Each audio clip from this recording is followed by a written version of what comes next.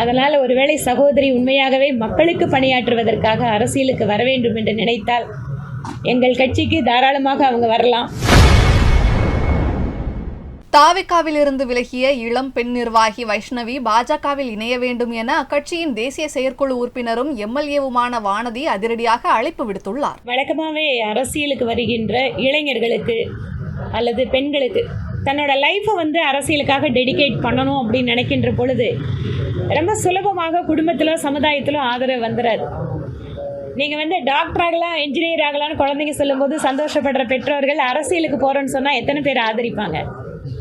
ஆனால் இதையெல்லாம் தாண்டி அரசியல் என்பது மக்களுக்கு சேவை செய்யக்கூடிய இடம் என்கின்ற உறுதி இருந்தால் எத்தகைய தடைகளையும் நம்மால் தாண்ட முடியும்.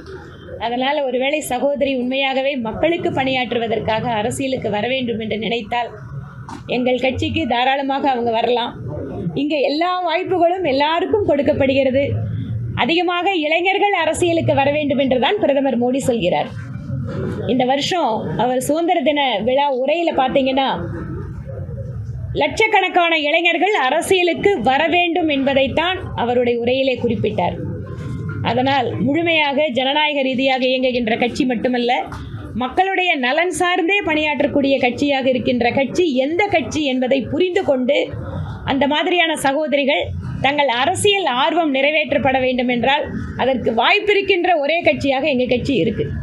அதனால் எந்த அரசியல் கட்சி தன்னுடைய அரசியல் ஆர்வத்திற்கு அரசியல் நோக்கத்திற்கு சரியான வாய்ப்புகளை கொடுக்கும் என்பதையும் நாம் தான் சரியாக புரிந்து கொள்ள வேண்டும்.